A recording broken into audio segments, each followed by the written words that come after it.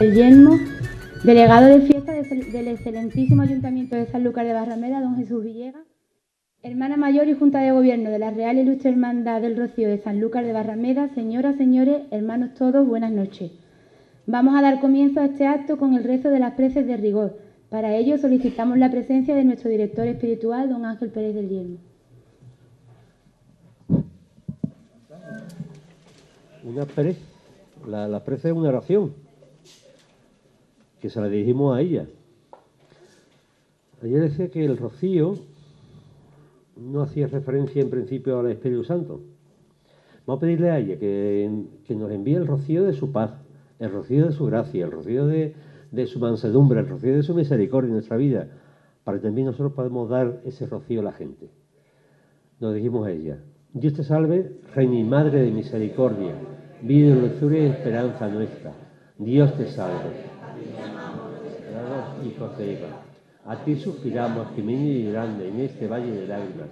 Ea pues, Señora abogada nuestra, vuelve a nosotros esos tus ojos misericordiosos, y después de este destierro, muéstranos a Jesús, fruto bendito de tu vientre, oh clementísima, oh piadosa, oh dulce Virgen María. Ruega por nosotros, Santa Madre de Dios, para que seamos dignos de alcanzar la promesa de Jesucristo. Amén.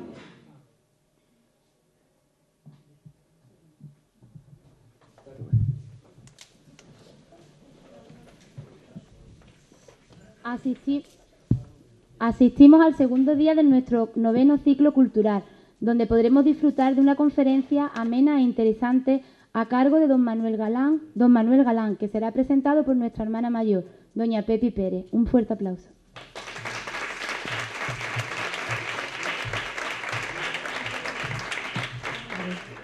No me quito la gafa. Buenas noches.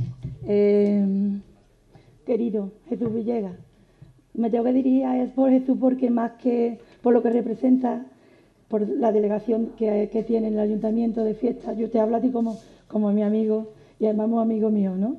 Y en agradecimiento de que estés aquí esta noche porque sé todos los compromisos que tienes. Estimados compañeros de Junta de Gobierno, hermanos y hermanas de nuestra hermandad, señoras y señores, buenas noches. Hoy nos damos cita en este segundo día del ciclo cultural que anualmente nuestra Hermandad del Rocío organiza dentro de las actividades que lleva a cabo a lo largo del curso. Noche especial la de hoy, ya que contamos con la presencia y la sabiduría de alguien que apreciamos en esta casa como si fuera uno más de nosotros, pues así lo consideramos. Una conferencia que vendrá de la mano de nuestro amigo Manuel Galán Cruz. Manuel Galán Cruz es natural de Almonte, Huelva, y para más, vocal de formación de la Hermandad Matriz de Almonte. Licenciado en Historia del Arte por la Universidad de Sevilla. Manolo es cofrade, llegando a ser hermano mayor de la Hermandad de la Soledad de su pueblo natal. Pero su pasión por la patrona de Almonte es aún mayor. Al día de hoy pertenece a la Junta de Gobierno de la Hermandad Matriz de Almonte, ostentando el cargo de delegado de formación. Es director del periódico oficial de la misma y también de su boletín oficial.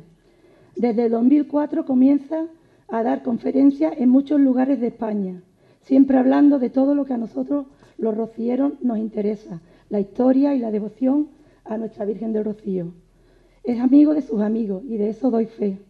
Y está siempre dispuesto para cualquier hermandad que lo llame, cuando sea y donde sea. Aunque yo sé que con esta hermandad, que hoy tiene el gusto de escucharlo, siente una debilidad. Por eso esta noche tenemos la suerte de volver a tenerlo con nosotros, con la conferencia Iconografía y joyas de la Virgen del Rocío. Y sin más, os dejo con nuestro conferenciante de hoy, Manuel Galán Cruz. Un fuerte aplauso.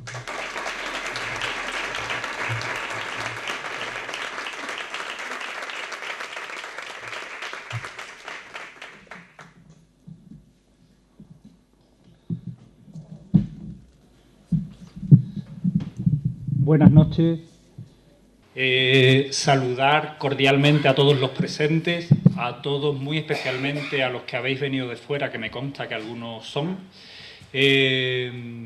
Saludar también en concreto a Jesús, al delegado de fiestas del Ayuntamiento de Sanlúcar, que, bueno, saludándolo fuera antes de la entrada, le decía que recordaba la cara, y claro, ya me ha recordado él, que fue en noviembre del año pasado cuando nos dimos cita aquí, en este mismo salón. Y agradecer especialmente a Pepi la presentación que ha hecho. Bueno, le discutiría muchas cosas de las que ha dicho, pero lo que no le discuto es esa cosa especial que siento por la Hermandad de Sanlúcar de Barrameda, es verdad.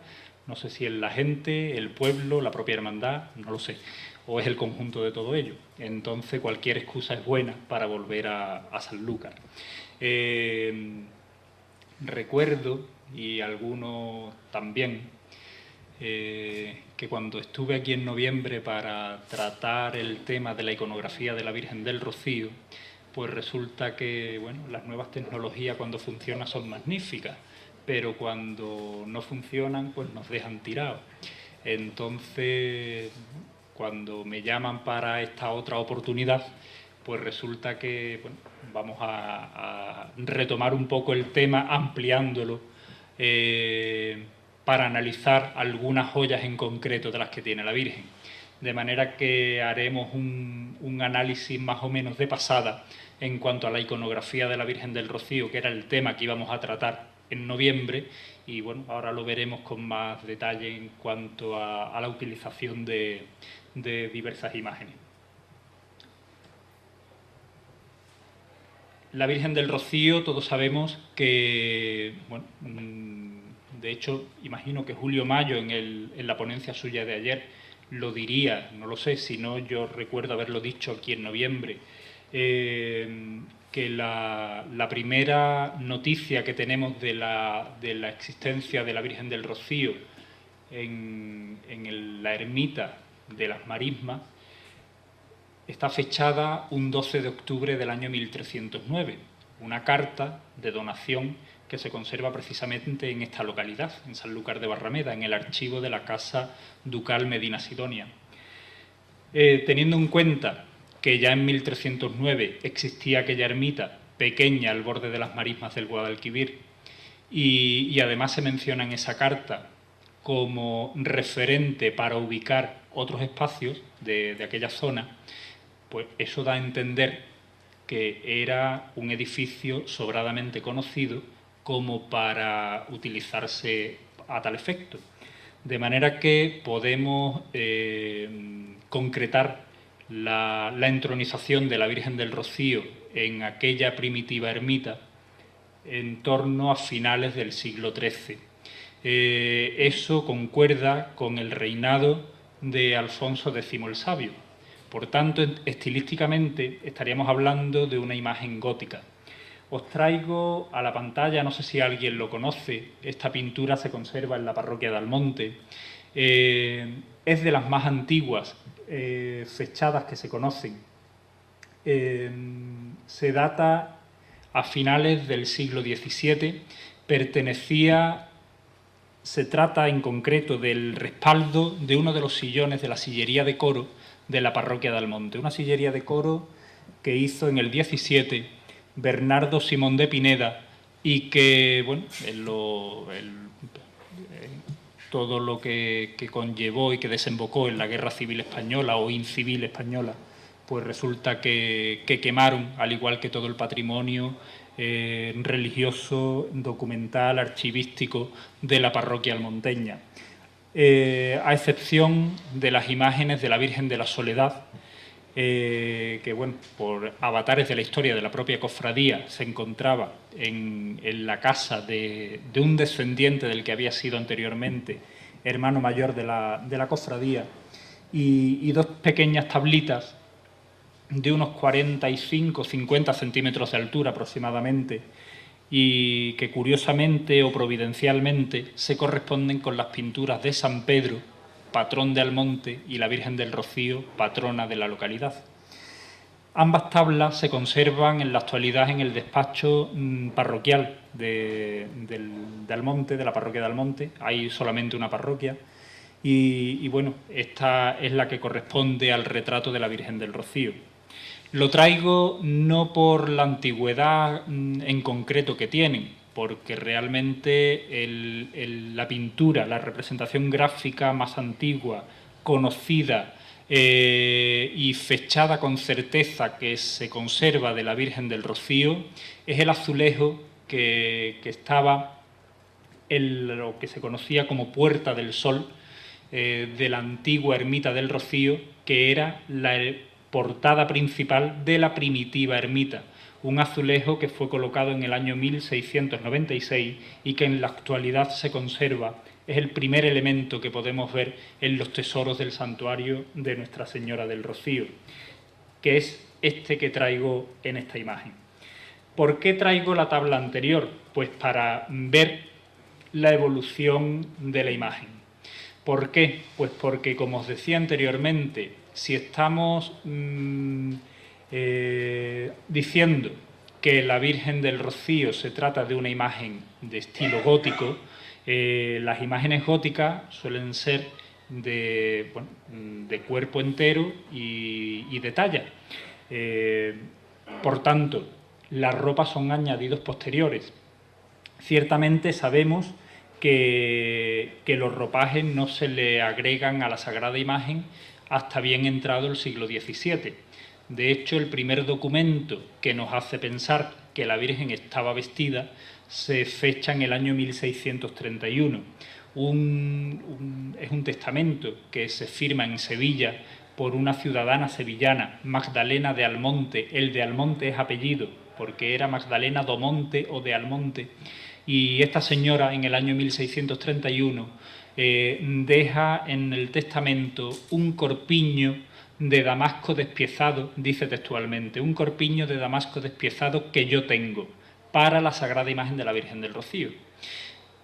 Ahora analicemos la frase. ¿Por qué? Pues porque yo dono algo a una imagen siempre y cuando lo vaya a lucir. No tiene sentido que yo le regale algo que no se le vaya a colocar. Entonces, probablemente, esta señora ya en el año 1631 tendría noticias o habría visto a la Virgen del Rocío ya ataviadas con ricas telas. Si andamos un poco para atrás en el tiempo, resulta que el Arzobispado de Sevilla edita unas normas bajo el gobierno del arzobispo Niño de Guevara, llegó a ser cardenal, en el año 1609. Y una de las reglas dice que las ropas con las que se atavíen a las imágenes sagradas deben ser unos tejidos nuevos que nunca antes haya sido utilizado por ninguna persona. Eso, recalco la fecha, en el año 1609. Y si el arzobispado esto lo publica en ese año es porque era algo usual que se venía haciendo ya con anterioridad, hasta que ya el propio arzobispado decide redactar unas reglas y unas normas para que todos los fieles de la archidiócesis se rigieran por ellas. Esas son las primeras noticias que nos hacen pensar que la Virgen estaba vestida. Traigo esta imagen, como os decía, para ver que probablemente esta pintura se hiciera en los primeros momentos en los que la Virgen del Rocío fue ataviada con ricas telas.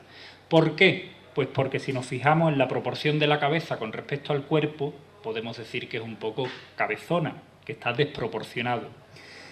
Probablemente eso se hiciera para ver cuál era el resultado en cuanto a la feligresía, si la gente seguía teniéndole devoción a la imagen vestida o no. Quiero también recalcar, aprovechando o recordando, mejor dicho, algo que la actual Junta de Gobierno de la Hermandad Matriz ha venido haciendo desde hace 3 años, y es que cada vez que se ha vestido a la Virgen se ha intentado recuperar imágenes, permítanme el término, aunque no lo digo porque sería echarme tierra encima, en tono despectivo, imágenes anacrónicas, en el sentido de que habíamos perdido la costumbre de ver a la Virgen así. Me refiero al ver a la Virgen vestida con un color y al niño con otro distinto. Y traigo esta imagen también a colación por ese mismo motivo. Fíjense cómo el traje de la Virgen tiene una tonalidad y el del niño tiene otro. Esta otra pintura, no sé si alguien es capaz de reconocer el Sin Pecado. Se trata del Sin Pecado primitivo de la Hermandad de Umbrete, del Aljarafe de Sevilla. En la actualidad, una hermandad que ha celebrado este año los 200 años de su fundación, y en la actualidad este Sin Pecado, que es el que tiene mayor devoción en la localidad, no el que ahora mismo peregrina al Rocío, sin embargo se conserva en una casa particular, pero bueno, aún así lo pude fotografiar.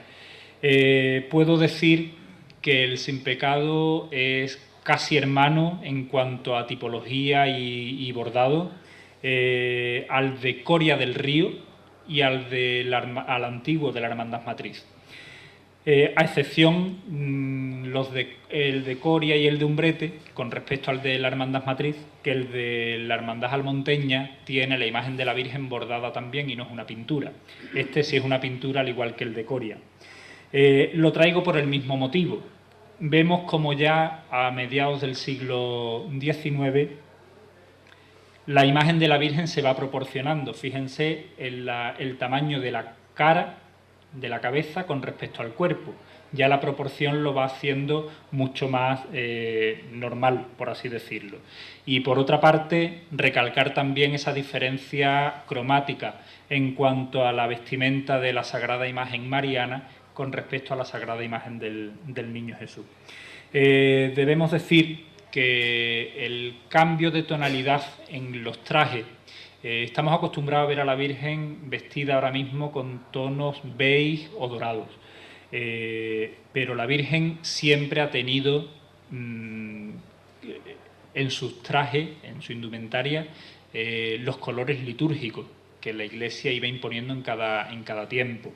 De hecho, entre el ajuar más antiguo que conservamos de la Sagrada Imagen de la Virgen del Rocío, se conserva, que también está expuesto en los tesoros del santuario, un traje morado que es de finales del siglo XVIII. Un traje morado que la primera noticia suya la tenemos en un inventario de bienes de la propia ermita, fechado en el año 1805. Pero el tejido, que es un espolín del siglo XVIII, y es de un vivo color morado, y si tan vivo ha llegado a nuestros días habría que pensar cuánto no sería en aquella época. Y en cuanto a las ropas del niño, debemos decir que solía alternar sobre todo dos colores, el blanco y el rojo. Eso tenía un doble sentido. El sentido estético, que era resaltar la figura pequeña del niño en los brazos de la madre, que es mayor, eso por un lado, y por otro el sentido simbólico. ¿Por qué? Pues porque el niño, como hijo de Dios, el blanco es símbolo de pureza y el rojo es símbolo sacramental, del que vino a derramar la sangre por la salvación del mundo. Este, como os decía, es el azulejo que se conserva. Es una reliquia porque es la única pieza que conservamos de la primitiva ermita del Rocío, y aparte es la representación pictórica de la Virgen del Rocío fechada con certeza más antigua que se conserva. Esta es una imagen de un cuadro que se conserva en el Museo del Prado, en Madrid, y se trata de un retrato de la infanta Isabel Clara Eugenia, hija de Felipe II, gobernadora de los Países Bajos. Está hecho hacia 1585 aproximadamente, y lo traigo para que veamos la indumentaria de la infanta. La Virgen del Rocío, y ya lo decía en noviembre, solemos decir que viste de reina y viste de pastora. Pero ¿por qué hablamos de esa dualidad? Pues porque cuando decimos que viste de reina nos referimos a que lleva la indumentaria de las infantas o de las grandes damas de la corte de los Austrias de esta época, de los siglos XVI y XVII. Fíjense, si despiezamos el traje de la infanta, todas las piezas se corresponden a las piezas del traje de la Virgen del Rocío. Todas. Incluso, fíjense, en la sobremanga, sobre todo en la del brazo izquierdo, que es donde se ve mejor, ese es lo que ha derivado en el mantolín que le cubre el brazo a la Virgen, pero aún así debajo lleva lo que es el puño. Y fíjense también en la gorguera, que es lo que remata el cuello del traje de la infanta. Esa gorguera terminaba en las imágenes sagradas, se realzaba por la parte posterior de manera que le cubría toda la cabeza como símbolo de virginidad. Y es lo que deriva, pasando el tiempo, a ser el rostrillo bordado primero y metálico después. El primer rostrillo metálico de la Virgen del Rocío es el que se le hizo con la plata sobrante de todo el metal que se había recogido para la coronación canónica, que es el que se conoce como rostrillo de Muñoz y Pavón. De hecho, hoy en día la Virgen tiene puesto un rostrillo que está hecho con organza y con unas puntas de encaje parecido a la gorguera que lleva la infanta Isabel Clara Eugenia en ese retrato.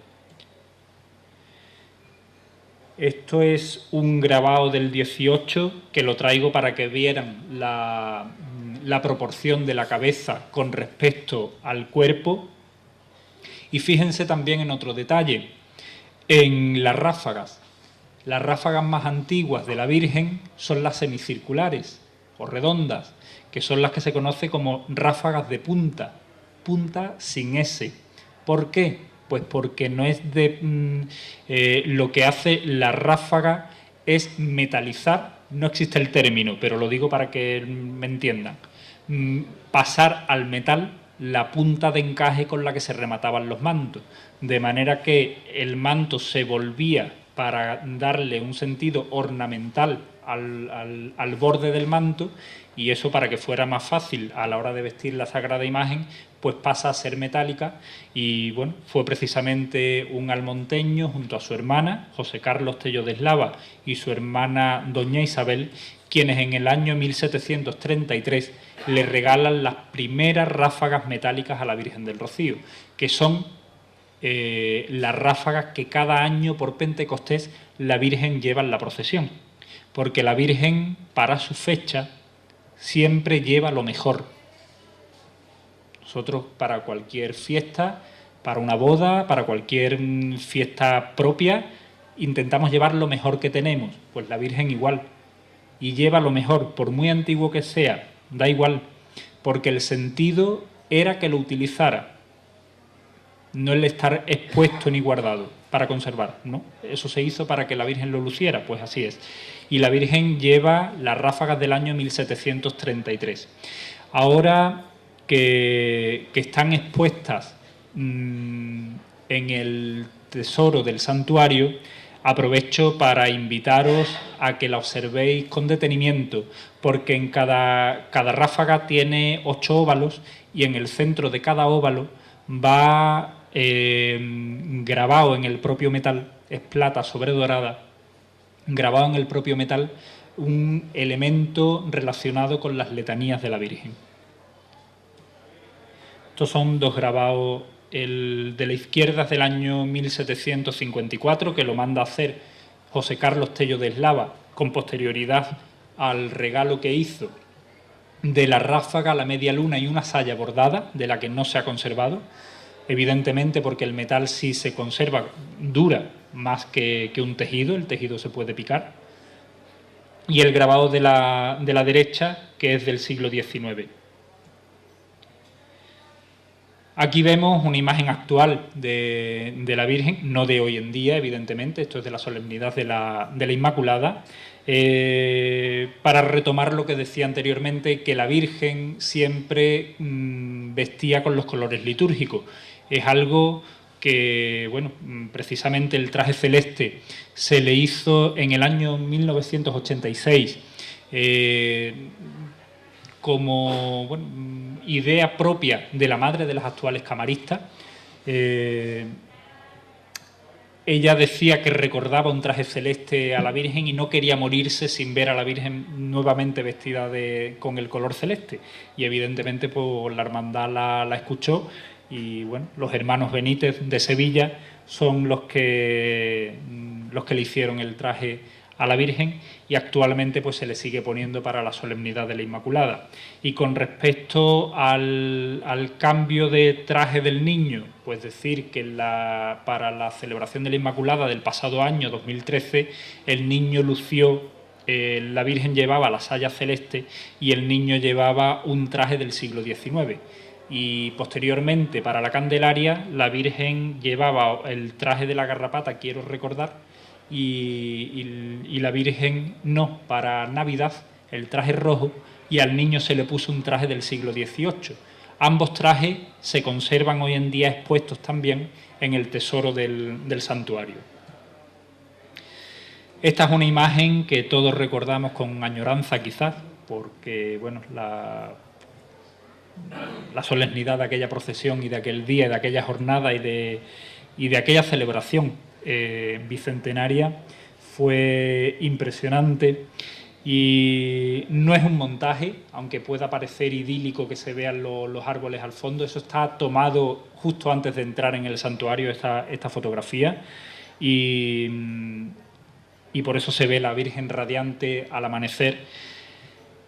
Ahí lleva, bueno, todos sabemos que el año pasado se estaba celebrando el bicentenario del voto de acción de gracias del pueblo de Almonte a la Virgen del Rocío por la salvación frente a las tropas francesas, y la Hermandad Matriz decidió que para culminar esa celebración la Virgen procesionara de manera extraordinaria, vestida lo más parecida posible a como estuviera vestida a inicios del siglo XIX. De manera que se le puso el traje de los Montpensier, que es de finales del siglo XIX, y todos los elementos metálicos que lleva giran en torno a al último cuarto del siglo XVIII y el primer cuarto del siglo XIX. Esos elementos metálicos me refiero a la corona, a la media luna, que se le retiró justo antes de la salida procesional, y las ráfagas. Unas ráfagas, estas son las conocidas como de rayos, ¿vale? Y no son las más antiguas, recalco que las más antiguas son las de punta. Estas son posteriores, ya decía que están en torno al último cuarto del XVIII y primero del XIX. Y ahí vemos también algunas joyas que ahora veremos con detenimiento. Quisiera recalcar, por lo bien que se ve en esta fotografía, el rostrillo de Muñoz y Pavón. En el siglo XIX la Virgen tendría puesto un rostrillo de encaje como tiene puesto ahora mismo, como hemos visto la gorguera que llevaba la infanta Isabel Clara Eugenia. El rostrillo de Muñoz y Pavón de plata sobre dorada, que se le hizo con la plata sobrante de toda la que se había recogido para la coronación. Y bueno, para que vean que no es una invención ni un antojo esporádico de la madre de las camaristas en el año 1986, traigo este exvoto que está fechado en torno al año 1914, 1920 aproximadamente, y que bueno, recoge esa acción de gracia de un torero, Rafael el Gallo, que le regala este cuadro a la Virgen. Tenía unas letras este cuadro, se conserva en la Hermandad Matriz, en la sede social en Almonte, allí está expuesto, y tenía unas letras en oro en las que se podía leer la siguiente leyenda: otorga lo imposible. Las letras han desaparecido, pero bueno, siempre queda ese fondo en el pueblo de a quién pertenece el exvoto, y bueno, aparte un elemento que pueda pasar desapercibido en esta fotografía, pero os lo digo después de haberlo estudiado con detenimiento. El retrato que está, bueno, el cuadro que está en la cabecera de la cama es del Arcángel San Rafael, haciendo alusión directa a que el enfermo en este caso llevaba ese nombre. Y resulta que después, por ciertas investigaciones, llegamos a la conclusión de que este era el exvoto de Rafael el Gallo. La importancia de este foto radica en la imagen de la Virgen del Rocío. Vemos en ese fondo cómo la Virgen aparece vestida de celeste y con la ráfaga de rayo en color plateado. Podemos recordar que la Virgen del Rocío ha lucido las ráfagas de rayo en dorado. Ciertamente se bañaron en oro en los años 80, pero bueno, la Hermandad Matriz, con buen criterio, las ha restaurado hace un par de años para retirar ese baño de oro y dejarla en la plata original. Decía el orfebre Fernando Marmolejo, que la plata tiene empaque suficiente como para brillar por sí sola, que no hace falta estar bañada en oro, y ciertamente le da ese realce. Y aparte tenía otro sentido también. ¿Por qué? Pues porque el Hijo de Dios es Jesús y era quien tenía que ir vestido de oro. La Virgen era solamente la madre. Ya era mucho, pero era solamente la madre. Entonces, sí es verdad que al niño lo asociamos con el sol y a la Virgen con la luna. Entonces, de ahí. Y otro sentido es que la luna refleja el brillo que le viene del sol. Pues lo mismo la Virgen, refleja el brillo que le viene del sol, que es su hijo, del Hijo de Dios. Se me viene a la cabeza, no sabemos si tiene relación o no con este foto, pero sí he de decir que Rafael el Gallo sabemos que tiene una acogida en el año 1914 en la Plaza de Toros de Algeciras y que la reina le había regalado una medalla de la Virgen. No sabemos la advocación, pero llevaba una medalla de la Virgen. Resulta que él recibe una cornada en el esternón y el cuerno del toro no le traspasa, no le llega al hueso, sin embargo sí le destroza la medalla de la Virgen que llevaba. Y se salvó. Y eso ocurrió en Algeciras en el año 1919. ¿Qué me he acordado ahora? No quiero decir con esto que tenga relación una cosa y otra. Esta es una imagen tomada desde el camarín, desde el presbiterio de la Virgen antes de salir en procesión, para ver el manto que se corresponde con el traje de los Montpensier. Con respecto a este traje, que decía anteriormente que es de finales del siglo XIX, no tenemos ningún documento que nos acredite que fue donación de los duques, pero bueno, tenemos muchos indicios. Sabemos que los duques regalan mucho bordado a diferentes hermandades de Sevilla.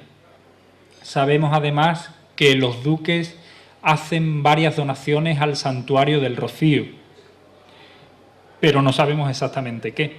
Lo intuimos. ¿Por qué? Pues porque viendo las piezas, y ahora más adelante veremos alguna más, viendo las piezas y conociendo las fechas, pues más o menos sabemos de dónde puede venir la donación. Y evidentemente aparece un elemento que, bueno, déjenme decir que blanco y en botella. La flor de lis que aparece salpicando todo el manto nos hace pensar claramente que fueron los duques los que regalaran este terno. Este otro traje, que es el que se conoce como traje de las hermandades, o traje mal llamado traje de los apóstoles. Y digo lo de mal llamado porque aunque es más conocido como traje de los apóstoles, digo lo de mal llamado porque no aparece ni un apóstol siquiera en el traje. Resulta que, bueno, es diseño de Joaquín Castilla, lo estrenó la Virgen en el año 1956 y lo estrena en Almonte porque este traje fue motivo para un traslado de la Virgen hasta la Villa de Almonte. Sabemos que la Virgen iba al monte cada vez que Almonte necesitaba tener a la Virgen allí, ya fuera porque hubiera sequías, ya fuera por periodos de epidemia o bien para agradecerle la finalización de una guerra y que los hijos del pueblo habían vuelto sanos y salvos al pueblo. Pues bueno, hacía mucho tiempo que la Virgen no iba desde el año 1949, que había ido expresamente para la bendición de la restauración de las obras de la parroquia tras la guerra civil, y bueno, ya hacía 7 años que no iba, y en el año 1956 va y ponen como excusa que, bueno, que el cura, que el párroco está muy mayor, y para que la viera otra vez, antes de que se muriera, Y bueno, como se le estaba haciendo un traje, pues que estrenara el traje en Almonte. No, pues nada, a la Virgen se la lleva y estrena el traje allí. En el manto aparecen 6 personajes masculinos, que bueno, el pueblo sencillo pues dice, bueno, 6 personajes masculinos pues son los apóstoles, y no se pararon a pensar ni a contarlo siquiera, porque no son 12 sino 6. Son personajes del Antiguo Testamento, y lo que sí aparecen, y por eso decía que sería mejor llamarlo así, como traje de las hermandades, porque sí aparecen el escudo de todos los pueblos y ciudades que hasta ese año tenían hermandad filial en el Rocío. De manera que el traje que está concebido como si fuera la capa pluvial de un sacerdote, pues la cenefa que remata toda la parte inferior del manto, ahí aparecen representados todos los escudos de esos pueblos y ciudades que hasta el año 1956 peregrinaban agrupados en hermandades filiales. Ahí tienen una imagen del manto. La podía haber traído desde el camarín, pero evidentemente, no sé, yo creo que la Virgen del Rocío gana mucho más cuando está en procesión, y se le ve y las connotaciones que nos puede traer también a cada uno el verla en plena procesión. Y ahí podemos ver cómo el manto está enriquecido con una paloma de plata, símbolo del Espíritu Santo, en el centro, cabezas de ángeles y querubines tallados en marfil natural, adornado también con perlas naturales. Me decía el presidente el que fue presidente de la Hermandad Matriz en aquel entonces, cuánto le costó cada perla, en torno a 6.000 pesetas cada perla natural. Y sabemos también que las hermandades filiales hicieron donaciones expresamente para la ejecución de este manto. Quizás por eso aparece en el escudo de todas ellas representado, y vemos en la parte inferior, pues no se ve con precisión, pero sí aparece salpicando el manto estos escudos que os decía, alternando con elementos de las letanías. Bordados, el fondo es de tisú de plata y todo ello está bordado con hilo de oro e hilo de seda.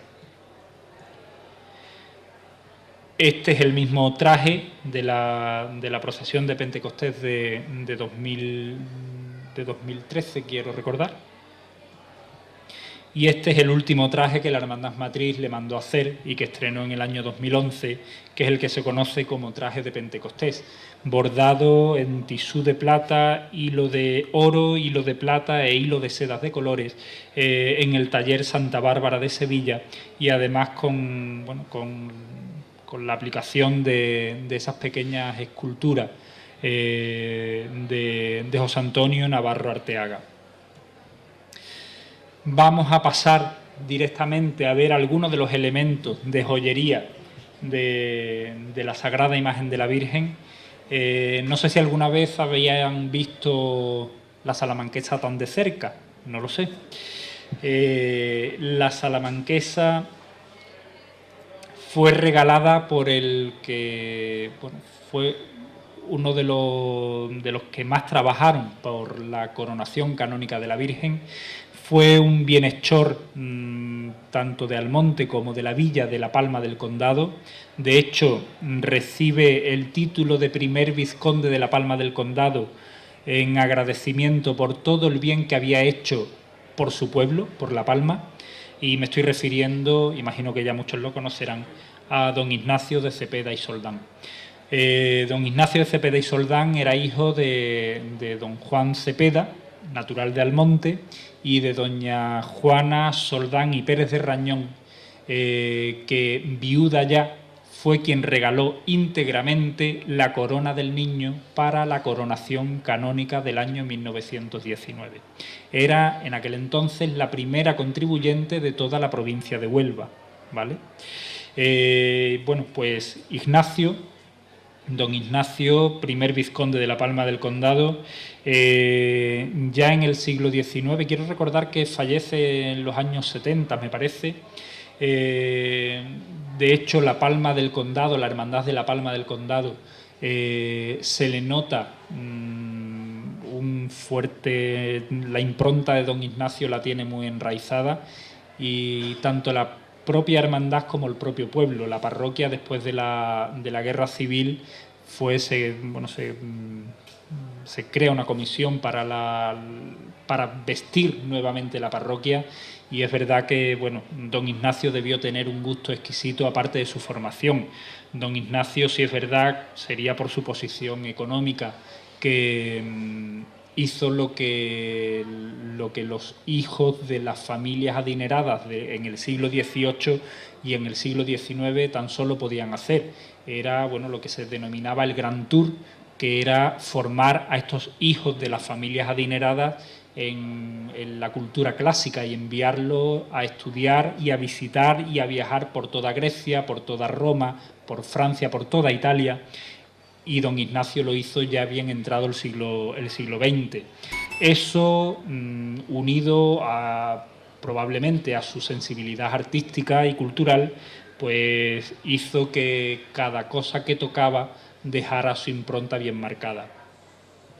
Regaló este broche que tienen en pantalla, es el broche de la Salamanquesa. Imagino que todos lo ubican en la vestimenta de la Virgen. ¿Alguien no?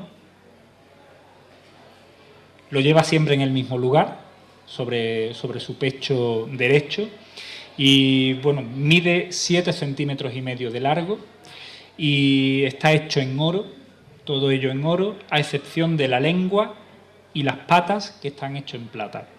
Todo el lomo del animal está recubierto por brillantes, y en total son 124 brillantes engastados los que lleva en el lomo, y los ojos son 2 pequeños rubíes. ¿Por qué una salamanquesa? Pues no sería por un capricho de él, probablemente. Hay una leyenda que dice que cuando la Virgen se le aparece al cazador, recalco lo de leyenda, ¿vale? Cuando la Virgen se le aparece al cazador, la Virgen tenía una salamanquesa en el hombro, pero eso es leyenda, evidentemente, eso no queda escrito en ningún documento. Pero sí es verdad que la salamanquesa tiene una simbología, y intento poner en pie un poco. La Virgen del Rocío es la Virgen de Pentecostés. En Pentecostés celebramos la venida del Espíritu Santo en forma de lenguas de fuego sobre la Virgen y sobre los apóstoles.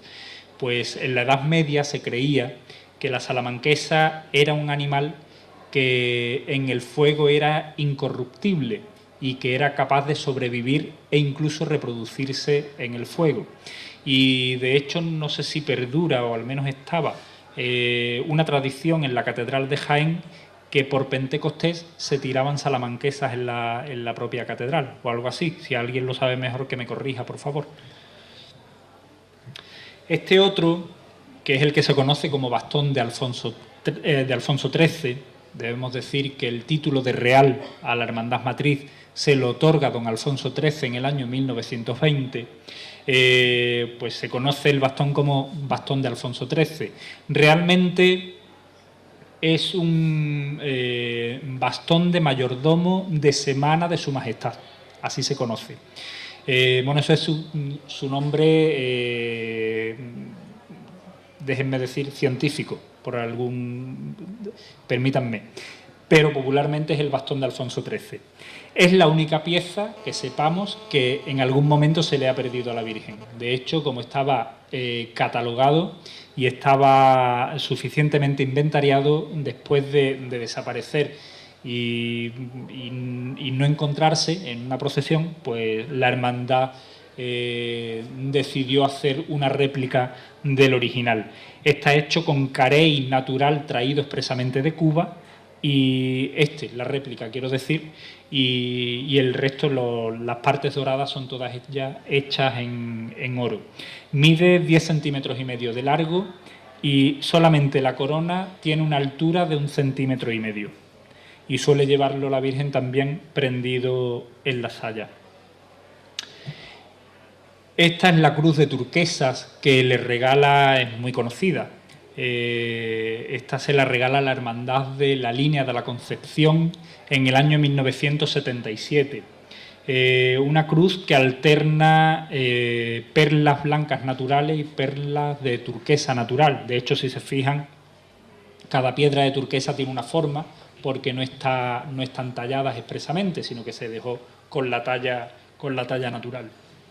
Se la regala, como os decía, en el año 1977 y le hacen entrega en Almonte, cuando la Hermandad de la Línea de la Concepción peregrina por vez primera ante las plantas de la Virgen del Rocío oficialmente.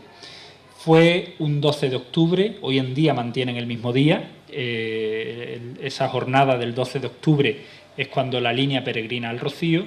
Pues a ese 12 de octubre, ese año, en 1977, la Virgen estaba en Almonte, de manera que fue entonces cuando le hicieron entrega.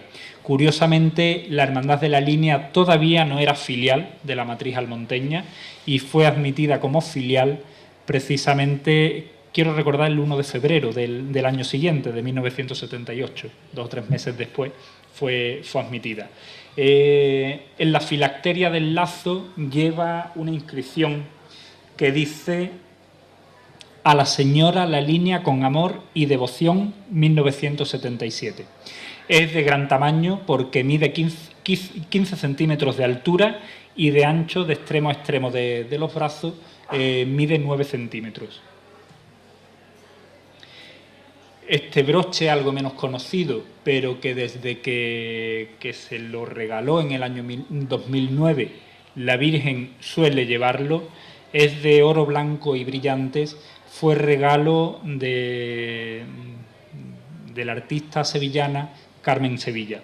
Ella sabemos que ha sido siempre muy devota de la Virgen y un día entre semanas se acercó una mañana expresamente para hacer entrega de él. Este otro, no sé si se lo han visto alguna vez a la Virgen, la salamanquesa sé que es archiconocida, pero no es el único animal que lleva la Virgen entre sus alfileres. Son en concreto 3 y los vamos a ver los 3. Ya hemos visto uno, este es el segundo y ahora más adelante veremos otro. Es una abeja y la suele llevar junto a la salamanquesa. Esta abeja se la regala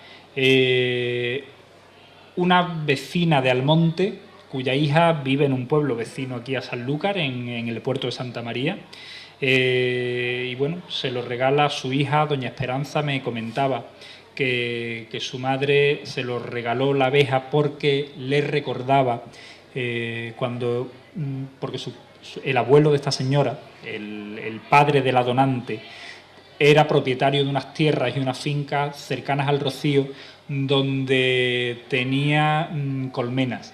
De manera que a la donante lo que le recordaba era las temporadas de verano cuando se iba allí a la finca a disfrutar del verano con los hijos y todo eso. Pero en el trasfondo de todo esto, la abeja tiene también otro sentido. La abeja en la Edad Media se creía que se alimentaba de las flores y se reproducía, recogía a su prole directamente de las flores y además no comía de los alimentos en putrefacción. De manera que eso tiene sentido, está asociado directamente con la pureza y la pureza evidentemente la asociamos a la Virgen. El broche en sí está hecho en oro blanco, como estáis viendo, y brillantes, oro amarillo, 2 rubíes que son los ojos y el resto del cuerpo una perla natural y el resto del caparazón del animal y de las alas todo recubierto con brillantes. La medalla que cuelga en oro, pues pone una fecha que la hija no me sabía decir en concreto a qué podía aludir directamente, puesto que ella no la recordaba, pero fue regalada en el año 1978. Este otro, sí muy conocido, el broche del nodo.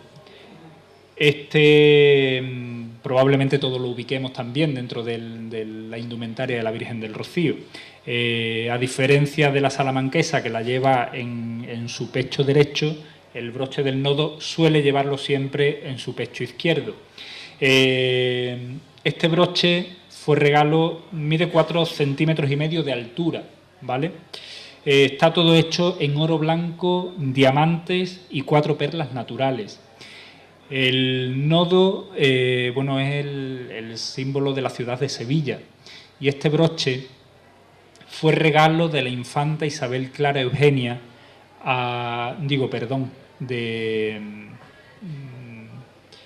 de la ciudad de Sevilla a la infanta Isabel Alfonsa, doña Isabel Alfonsa de Borbón y Borbón, princesa de Asturias.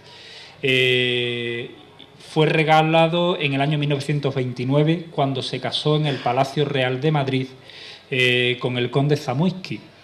Y una de sus nietas, Rocío, me comentaba que el broche su abuela se lo donó directamente a la Virgen para que entre sus descendientes no hubiera disputas por el broche, por el alto valor que el broche tenía.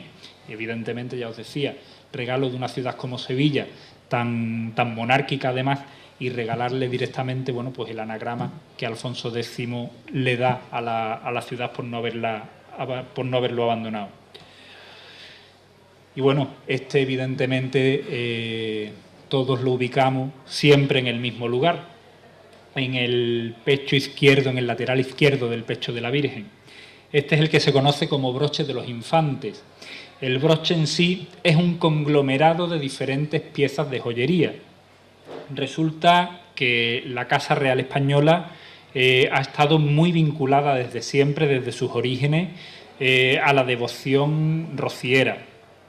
Y bueno, los infantes don Carlos y doña Luisa pues estaban por el rocío muy a menudo, al igual que sus hijas, las tres, doña Isabel Alfonsa, doña Esperanza y doña María de las Mercedes, y teniendo incluso casa propias en la aldea. Y bueno, ellos a lo largo del tiempo fueron regalándole a la Virgen diferentes piezas de joyería. De hecho, quiero recordar que para la ejecución para levantar el actual santuario, ellos hicieron una gran donación. Y de hecho, con las techumbres con las puertas de la ermita antigua del Rocío, se le hicieron 6 cruces con las que se les agradeció a ellos esa aportación. 6 cruces que eran cruces de madera de esas puertas para que la tuvieran cada uno de sus hijos. Bueno, pues en el año 1954, quiero recordar, 42, perdón, ellos recopilan todas esas piezas que le habían regalado a lo largo del tiempo a la Virgen del Rocío y montan, todas esas piezas la unen y montan un solo broche que, bueno, alguien me decía en alguna ocasión que parecía un sin pecado. Bueno, sí, es verdad que tiene esa forma triangular. De hecho, si se fijan, las esmeraldas laterales se ve claramente que son 2 pendientes. La esmeralda inferior se ve claramente que es una gargantilla. Se ve que la parte superior es un broche. La parte central es otro broche. Se ve que hay una pulsera también ahí engastada. Y bueno, sí os debo leer todos los elementos que componen esta pieza, que son un topacio, diferentes perlas naturales, diamantes, 8 zafiros redondos, 3 esmeraldas triangulares, una perla negra y un zafiro. El zafiro ese que os detallo, que es el que está arriba del todo, fue regalado por la reina doña Amelia de Portugal. Mide, porque es enorme, mide 14,5 centímetros de altura por 9,3 centímetros en su anchura máxima.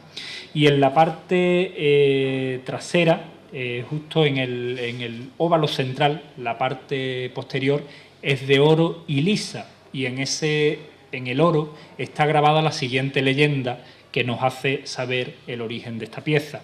Y dice, os leo textualmente, dice: para la Santísima Virgen del Rocío, donación de sus Altezas Reales los Infantes don Carlos de Borbón y doña Luisa de Orleans, año de 1942. Y este es el tercer animal que os decía que lleva la Virgen también colgado de su vestimenta. No sé si se lo han visto. lo lleva también donde mismo la salamanquesa. Van los tres animales juntos. Es una libélula. La libélula no sabemos tampoco en qué año en concreto se la regalan ni de dónde procede la donación, pero sí sabemos que está hecha en oro blanco, oro amarillo, brillantes y 13 zafiros que componen todo el cuerpo del animal.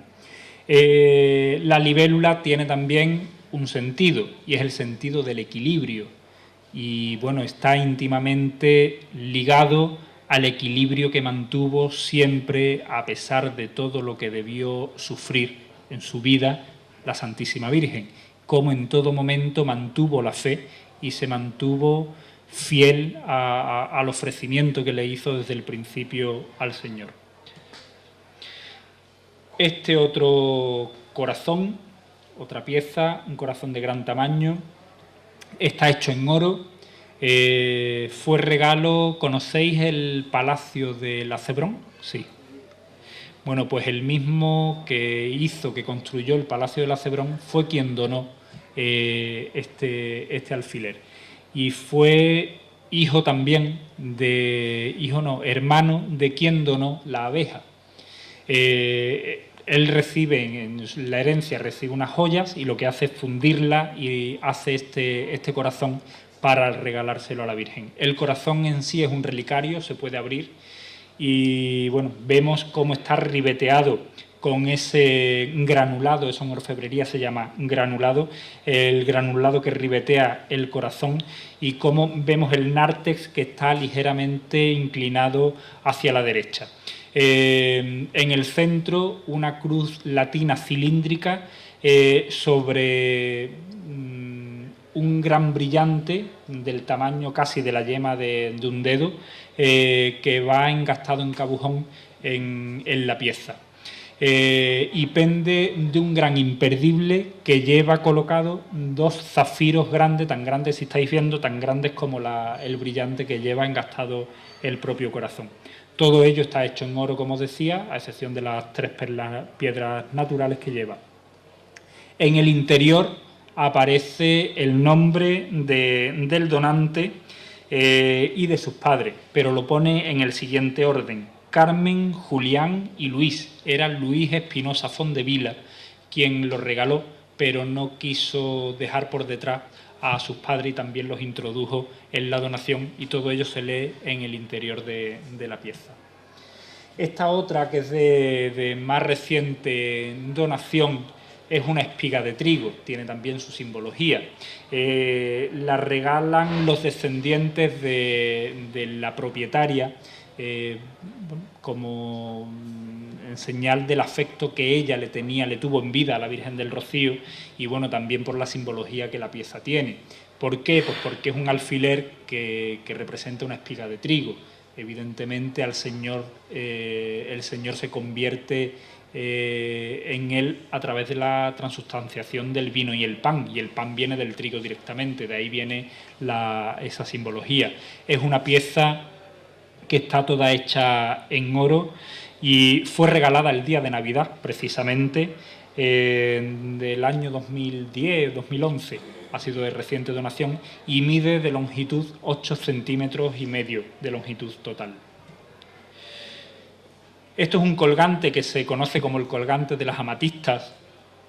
El valor que tiene, porque realmente es plata, el valor que tiene es lo llamativo de la pieza, por esa cantidad de amatistas que lleva.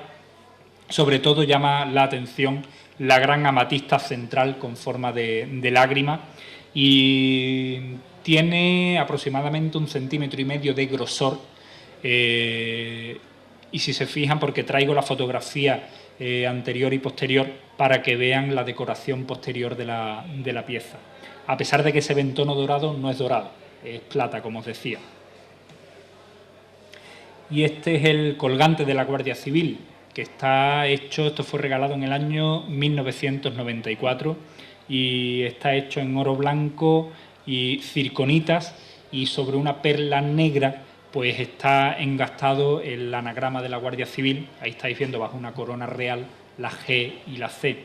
La Guardia Civil todos vemos y desde las hermandades sabemos y agradecemos la labor que el cuerpo de la Benemérita hace siempre en el Rocío.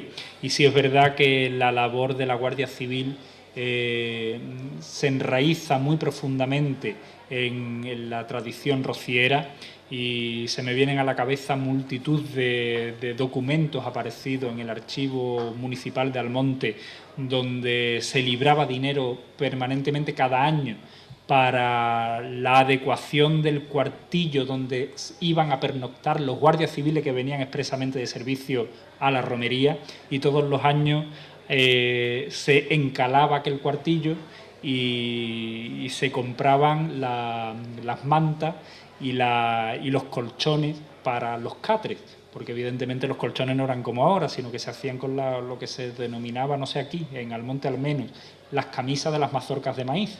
Entonces, claro, eso evidentemente se pudre de año a año, entonces había que rellenarlo todos los años, y cada año se libraba un dinero para adecuar el cuartillo donde iban a pernoctar los guardias civiles.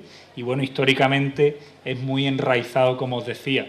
Y bueno, sí es verdad que la relación de agradecimiento es mutua y como muestra un botón, vamos, que ahí está, que en el año 1994 vinieron a hacerle entrega a la Virgen del Rocío una cuadrilla de engastadores, además, y bueno, hicieron una oficialmente entrega de la pieza.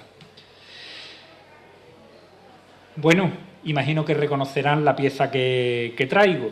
Este es el regalo que dejó a lo largo de los más de 7 siglos de historia documentada de la devoción mariana rociera. En el año 1993, el 14 de junio, vivimos el momento más alto de toda esta devoción. Fue la visita de un santo a donde nosotros estamos tan habituados a ir, que es a rezar a las plantas de la patrona de Almonte. Pues su santidad, el Papa Juan Pablo II, se postró ante la Santísima Virgen del Rocío para rezar por España y por el mundo. Y después de dirigirse a la Madre de Dios, pues le hizo entrega de este regalo. Es un rosario que mide 59 centímetros y medio. Desde que se le entregó es el que suele llevar siempre la Virgen, a excepción de algún, recuerdo un año que porque se le soltó una cadenilla y tuvo que ser sustituido, pero rara vez se le coloca otro, a pesar de que tiene rosarios muy buenos y muy originales, pero evidentemente el regalo de un santo es el regalo de un santo y bueno, tiene lugar preferente. De manera que aquí tienen esta pieza, está hecha en oro. Las perlas, las cuentas, son de nácar natural, mide, como decía, 59 centímetros y medio, y solamente la cruz mide 5 centímetros, y si se fijan, la cruz reproduce fielmente la cruz pastoral con la que Juan Pablo II salía siempre en público. La medalla reproduce por un lado la silueta del Santo Padre, Juan Pablo II, y por el otro la cara de la Santísima Virgen. Y este es el cetro que se conoce como cetro de Pentecostés. Es el cetro que suele llevar la Virgen siempre en romería por Pentecostés. ¿Y por qué se le conoce como cetro de Pentecostés? Pues porque, si se fijan, tanto la mitad superior como la mitad inferior simulan 2 llamas. Y decíamos antes que en Pentecostés celebramos la venida del Espíritu Santo en forma de lengua de fuego, pues simula 2 llamas invertidas. Pues de ahí le viene el nombre. Pasamos a los rostrillos y en este caso vemos el rostrillo que originariamente pertenecía al terno de los Montpensier. Fue restaurado en el año 1989 y se le enriqueció con algunas piezas. La Virgen del Rocío, gracias a Dios, son múltiples las donaciones que recibe muy habitualmente. Todo no se le puede poner, pero a todo se le intenta desde la hermandad darle un uso, y sobre todo no darle un uso, sino que tenga una finalidad como el donante quiere, que vaya lo más cerca posible de la Virgen. Como todo no es ponible, por así decirlo, sí intentamos aprovechar desde la hermandad todas esas piezas para enriquecer a lo mejor pues piezas que ya anteriormente tiene. En este caso el rostrillo fue enriquecido, si se fijan, con diferentes medallas. Quiero recordar ahora mismo, lleva 2 con la silueta de la Virgen del Rocío, lleva otra con la silueta del Gran Poder, lleva una medalla, una moneda alemana también lleva, y bueno, si se fijan, la gargantilla de oro que lleva bordeando directamente el rostro. Todo eso es para enriquecer la pieza, que realmente es una pieza bordada, pues colocándole todas estas piezas de metal, pues se le va enriqueciendo y dándole además más cuerpo. Este es el rostrillo del traje, el rostrillo que se conoce como de las turquesas, de las aguamarinas, perdón, porque hace juego con el terno de la Inmaculada, de manera que hace, guarda consonancia los colores celestes. Este es el rostrillo de los corales, que fue regalado en el año 2006 por Manuel Solano, actual hermano mayor de la Hermandad Filial de Morón de la Frontera, que tiene un taller de bordado y le hizo esta pieza para la Santísima Virgen. Está todo bordado en hojilla, con incrustación de pequeñas perlas de coral natural cosidas a la pieza. Y bueno, este es el rostrillo de las perlas naturales, de las perlas blancas que se conoce. Este rostrillo fue regalado por un jerezano, precisamente, por don Manuel Jesús La Rubia Cafranga. A la derecha estáis viendo el boceto, porque el rostrillo se hizo aprovechando el bordado de una casulla de un sacerdote, una casulla de origen valenciano de finales del siglo XIX, y bueno, a él en herencia llega a sus manos y él decide hacer una pieza para regalársela a la Virgen del Rocío. Pide un proyecto, que es el que están viendo a la derecha, y el bordado es enriquecido además con la incrustación de esas perlas naturales, y es la pieza que estáis viendo en la imagen de la izquierda. Lo ha estrenado precisamente en la última estancia de la Virgen del Rocío en la iglesia parroquial de Almonte.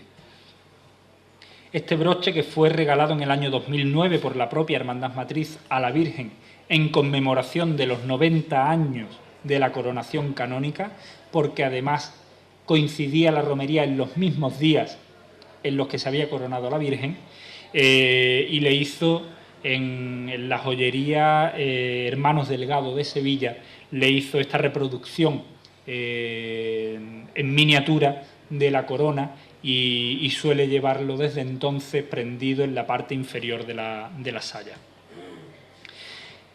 Entre las joyas que tiene la Virgen, sin duda alguna, la de mayor valor, y no solamente económico, sino por todo lo que lleva detrás, es la corona de la Virgen. Y digo lo de por todo lo que lleva detrás porque, y quizás lo dijera aquí en noviembre del año pasado, la Virgen del Rocío se decide coronar en el año 1918, y en el año 1919 la Virgen del Rocío era coronada.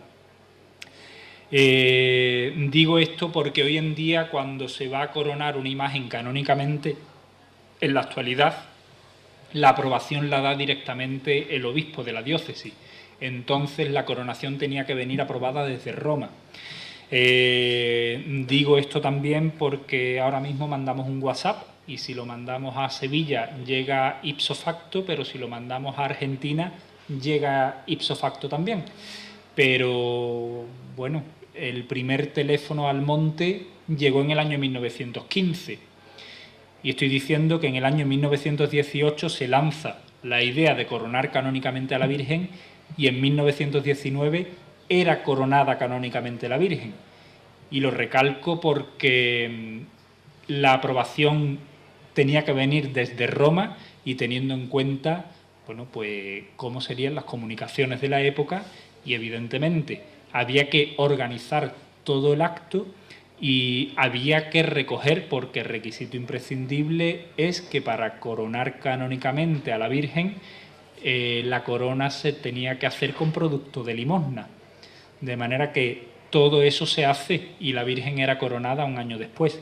La idea se lanza públicamente el 25 de mayo de 1918, domingo de Pentecostés, y la Virgen del Rocío era coronada canónicamente el 8 de junio de 1919, domingo de Pentecostés.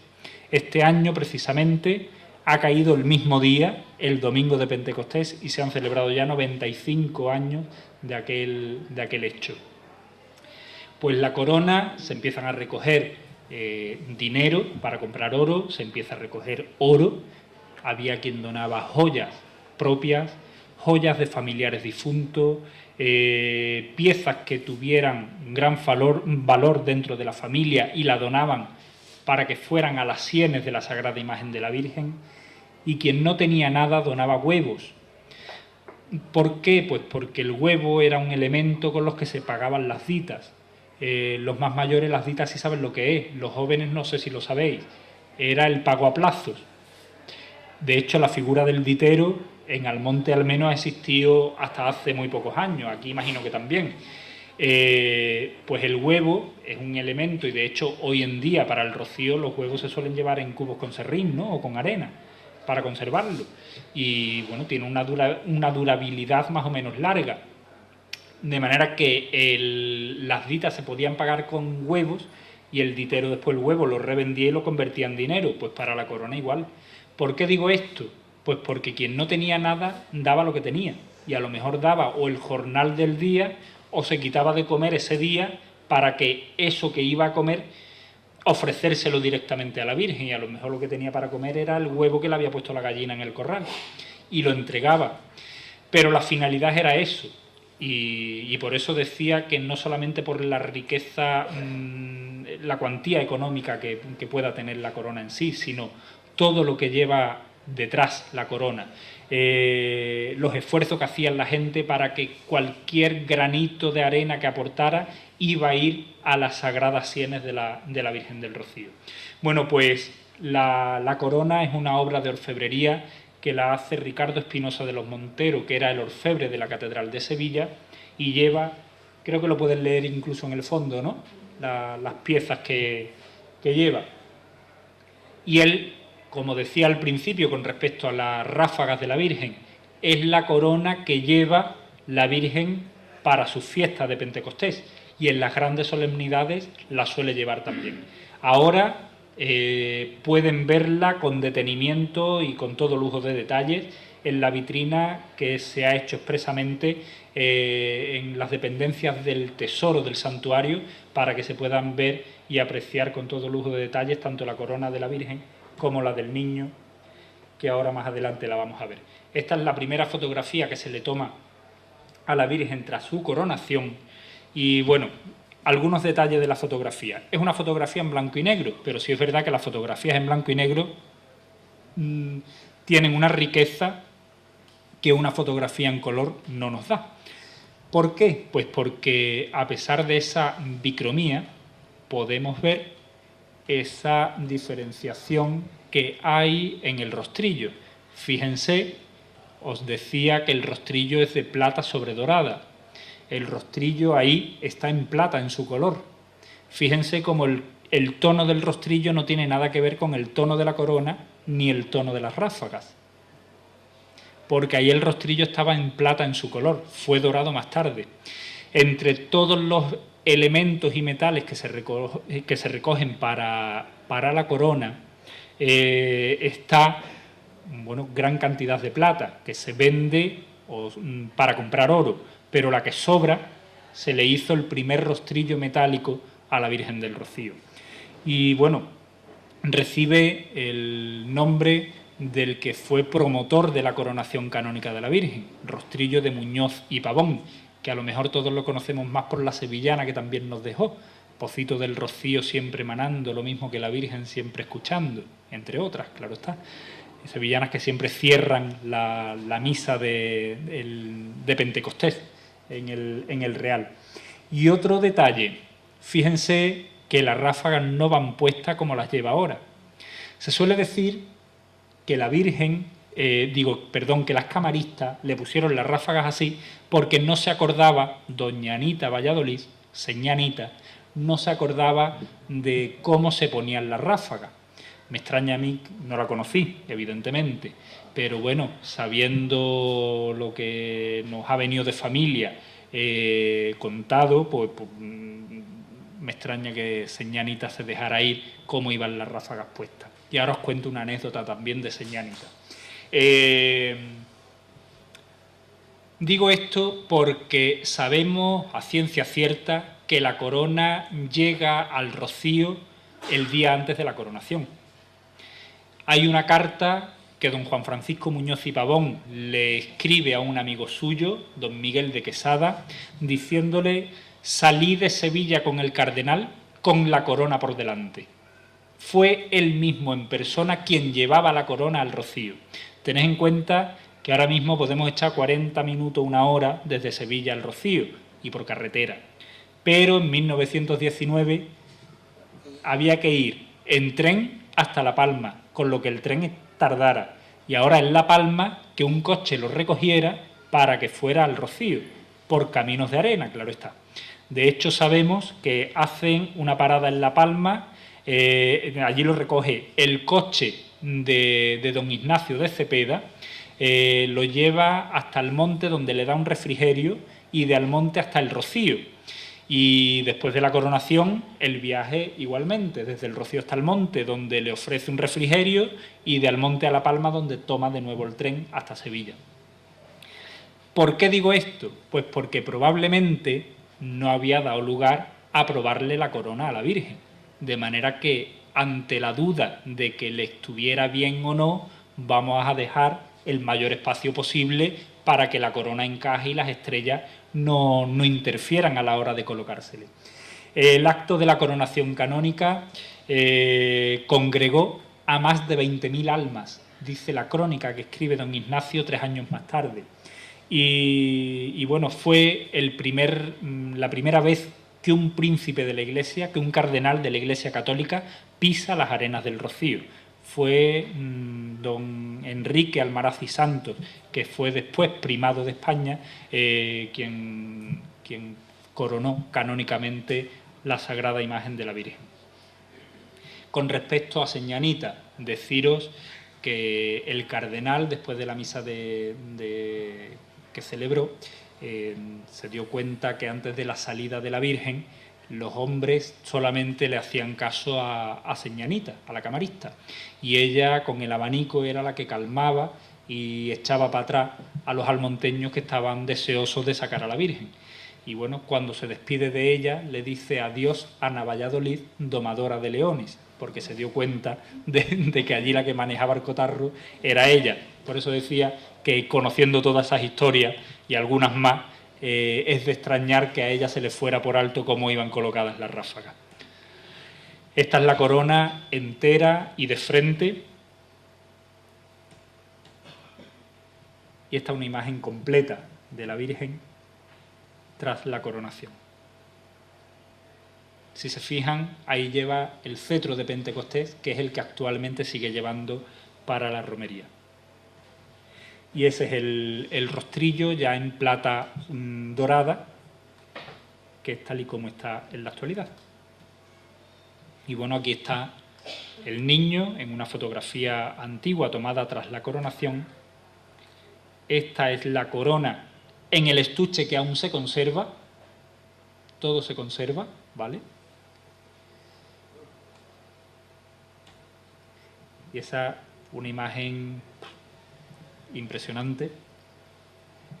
Y ahí pueden ver todos los elementos que componen esa pieza. Es una pieza de filigrana. ¿Los leen los del fondo? Sí. Es una pieza de joyería, ¿vale? La de la Virgen es de orfebrería, está hecha por un orfebre y esta está hecha por un joyero.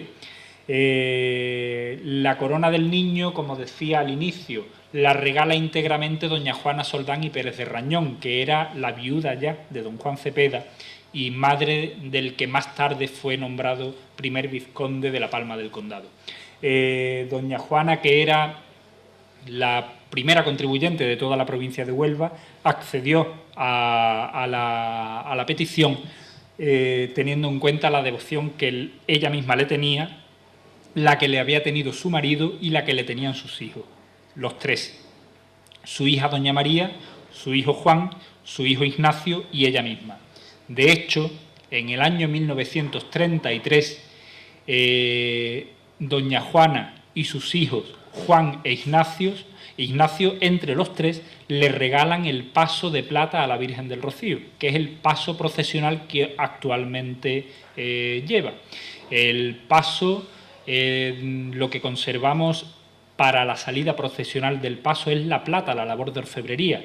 El interior, y ya Eusebio me está haciendo seña porque lo ha visto, el interior, lo que es la matriz del paso en sí, se conserva hoy en día expuesto en el tesoro del Santuario del Rocío, porque nos tildarán de brutos y de todas esas cosas, pero después, bueno, somos capaces de guardarlo todo, y aparte de guardarlo, de compartirlo, y bueno, a la vista está, ¿no? Pues se conserva. De hecho, es un paso que está todo hecho en madera, 3 tipos de madera distintos, y desde el año 1933 se ha conservado en uso hasta hace 12 años, ¿vale? Pues actualmente ese paso de madera se conserva expuesto tal cual, en madera en su color, al natural, en el tesoro del santuario. Es más, la peana en sí, en la pasada estancia, la última estancia de la Virgen del Rocío en Almonte, la utilizó para uno de los cambios de ropa. Se puso a la Virgen en la peana en madera, sin plata alguna, lo cual daba una imagen totalmente romántica y decimonónica. Bueno, pues a doña Juana le piden que para no seguir recogiendo dinero ni oro para la ejecución de la corona del niño, que por qué ella, pudiendo, no regalaba la pieza con la que se iba a coronar al niño. Pues ella pues dice que sí, por los motivos que antes os decía. De manera que con joyas de su propiedad se va al joyero que a ella le trabajaba, que era la joyería Reyes de Sevilla. Bueno, pues le lleva algunas piezas, se las desmonta, funde el oro y hace esta pieza de filigrana que estáis viendo, que es la que corona al niño. Y aparte del oro, reaprovecha todas las perlas naturales que después van repartidas por todo el canasto de la corona, y 4 grandes amatistas del tamaño de la yema de un dedo que van engastadas en cabujón en cada uno de los 4 imperiales que tiene la corona, y 11 diamantes que van engastados en la cruz que remata la corona, ¿vale? Y ahí tienen esta fotografía, que es magnífica, porque si se fijan en la corona, donde están las perlas es una guirnalda de flores salpicada de perlas naturales, de pequeñas perlas naturales. Ahí tienen unos pequeños zapatitos del niño y una imagen de la Virgen del Rocío, popularmente denominada de pastora. Decíamos al principio, de reina y de pastora. De reina, ¿por qué? Y lo explicábamos, porque lleva la indumentaria de las grandes damas, de las infantas, de la corte de los Austrias. Y de pastora, ¿por qué? La Virgen del Rocío no viste de pastora, ya lo decía el año pasado, viste con el traje de viaje de estas grandes damas de la corte de los Austrias. Lo que pasa que el pueblo sencillo, la cultura popular, al verla con esta indumentaria, pues directamente empieza, como decíamos anteriormente, con el traje de los apóstoles. Vemos 6 personajes masculinos, serán los apóstoles, pues ya hemos bautizado el traje. Pues aquí igual, no nos paramos a pensar otra cosa y la Virgen va vestida de pastora. Pero si se paran a pensar, la Virgen no lleva ningún elemento que la asocie directamente con una divina pastora. Va vestida con el traje de viaje de las grandes damas de la corte de los Austrias. La diferencia entre estos trajes, el traje de corte, el traje de palacio, era un traje de telas bordadas, y el traje de viaje tenía que ser un traje más liviano, más ligero, de manera que no se utilizaban telas bordadas, se utilizaban telas de brocados, ¿vale? La única pieza bordada que lleva esta indumentaria es la esclavina, que es la que cubre la parte superior del cuerpo. Y el sombrero tenía también otro sentido, que era el de que la mujer no se despeinara cuando a lomos de un caballo o en un coche de mulos, pues el viento le daba de frente y la despeinaba. El sombrero tenía esa finalidad. Y la lazada del sombrero, la finalidad era sujetar el sombrero. El barbuquejo, evidentemente, a una imagen sagrada no se le iba a emplear de esa manera. ¿Qué pasa? Que las camaristas le hacen una gran lazada ornamental, pasa de tener una utilidad a tener una finalidad ornamental esa pieza. Como curiosidad en esta fotografía, fíjense que el niño va vestido de infante, el traje se conserva hoy en día, va vestido de infante porque la que cambiaba su indumentaria era la Virgen, el niño no era cambiado. Hasta el año 1949, en que la Hermandad del Divino Pastorcito de la Palma del Condado, hoy fusionada con la del Rocío, le regala el primer traje de pastor al niño de la Virgen. Esto es una fotografía del traslado del año 84.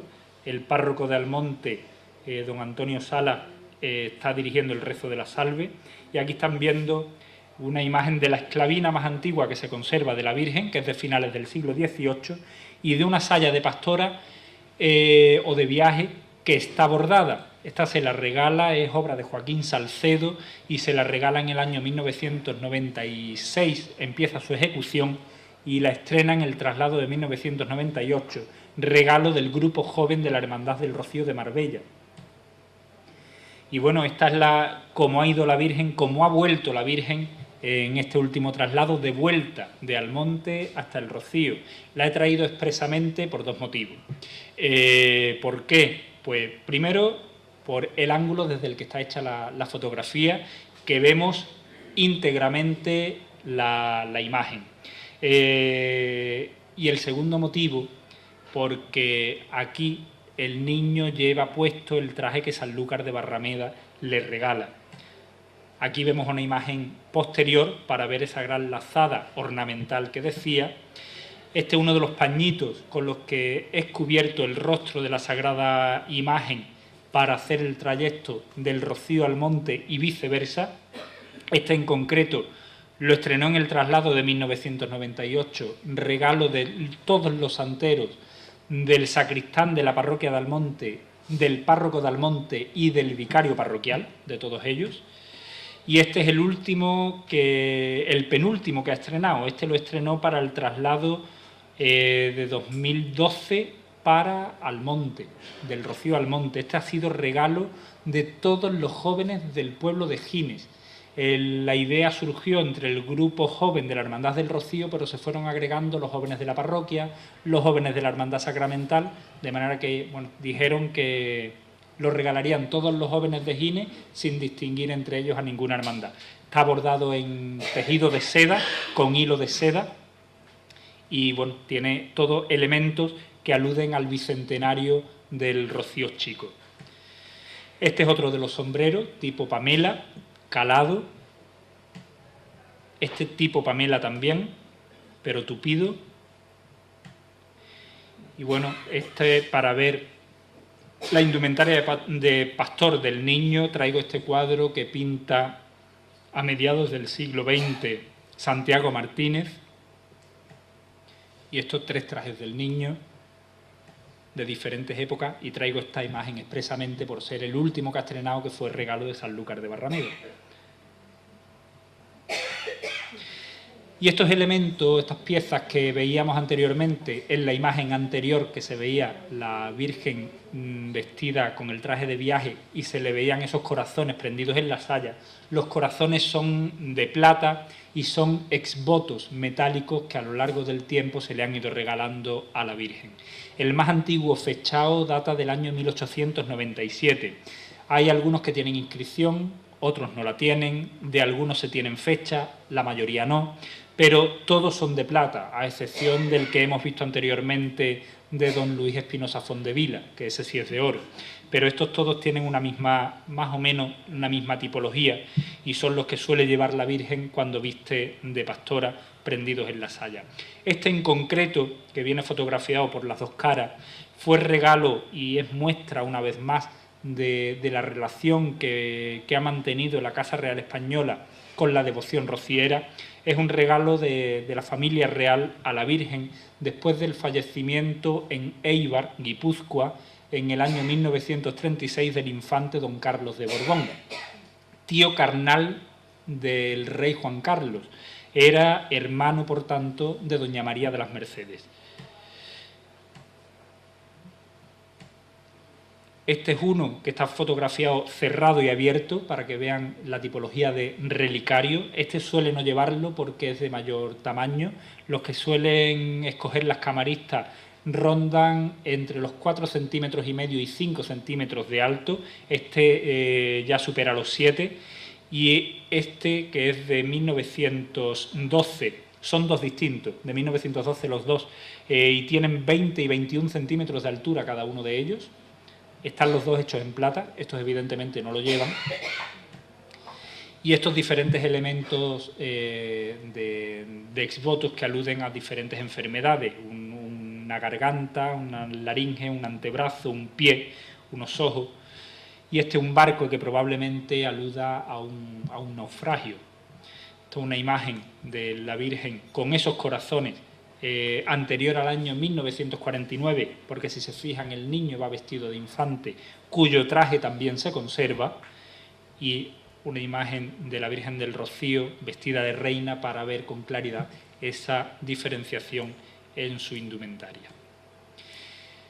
Decíamos antes que con respecto a la relación de los Montpensier con la devoción rociera, aquí tienen estas dos lámparas votivas que actualmente están en la parroquia de Almonte, pero fueron regaladas para la ermita del Rocío. De hecho, en la ermita estuvieron colocadas. Pero después del derribo de la antigua ermita, se colocaron en algún momento en el actual santuario, pero se llevaron en un momento concreto a la parroquia de Almonte por un traslado y en Almonte están. De hecho, recordaréis una sevillana con motivo de un traslado que dice algo así como: ya no te podré rezar a la luz de un par de velas, en una noche de guardia, no una noche de guardia, una noche cualquiera, ¿no? Algo así. Ese par de velas se refiere a estos dos barcos votivos porque son regalos del duque de Montpensier del año 1905. Están hechos en plata, son dos para alumbrar a la Santísima Virgen, y en las velas, en las dos, aparece la misma inscripción y hace alusión a que se lo regala a la Virgen en agradecimiento por el ascenso al alférez de fragata de su hijo en el año 1905. Este es un elemento que Eusebio, como me decía anteriormente con respecto al tesoro, también está expuesto en el tesoro. Es de las piezas más antiguas que se conservan en todo el ajuar de orfebrería de la Santísima Virgen. Es un plato de metal plateado, no es plata sino metal plateado, pero la importancia está en el origen. Se denomina dinaderie por la ciudad en la que se originan estos platos. La ciudad se llama Dinan y de ahí viene el término. Son dos los que conserva el Santuario del Rocío, son del siglo XVII los dos y pertenecen a la Ermita del Rocío desde el año 1728. Este representa la Anunciación de la Virgen y este otro el León de San Marcos. Miden en torno a los 50-54 centímetros de diámetro. Este otro barco que también se puede ver en los tesoros, un barco de plata de ley, regalo también de los duques de Montpensier.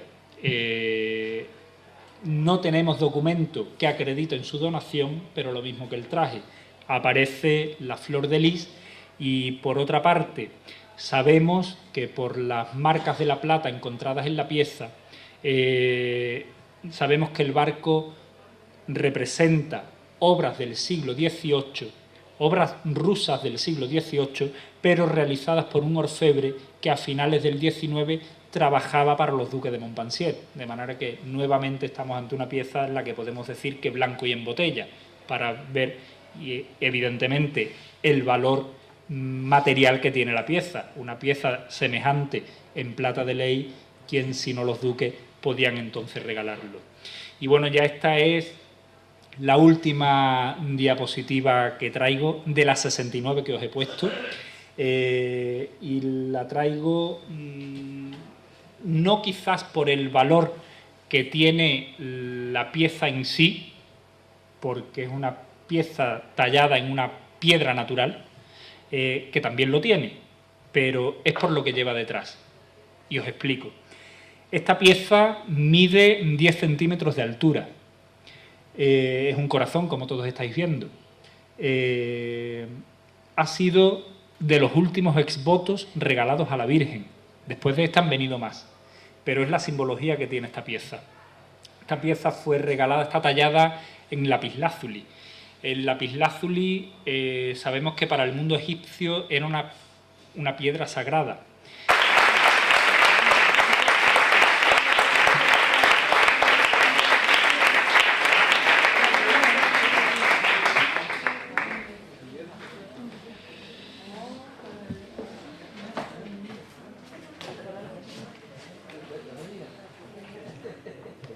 A continuación, nuestra hermana mayor hace entrega a don Manuel Galán de un pequeño detalle en agradecimiento a su colaboración en este 9º ciclo cultural.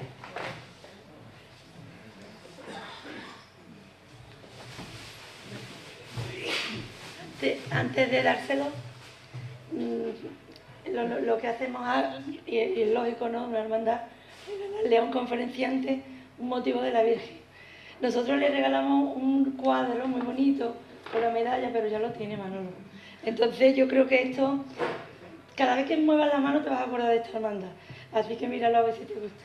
Me va a gustar seguro, pero antes de abrirlo, decirte que yo ya con traerme aquí me siento más que agradecido. ¿De verdad que sí?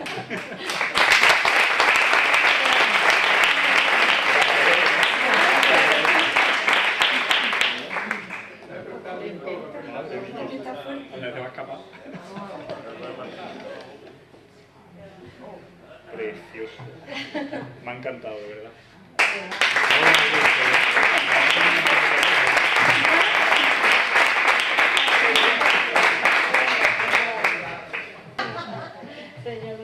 Bueno, lo leo. La Real e Ilustre Hermandad de Nuestra Señora del Rocío de Sanlúcar de Barrameda, a Manuel Galán Cruz por su participación en el 9º ciclo cultural de nuestra hermandad. Sanlúcar de Barrameda, 19 de septiembre de 2014.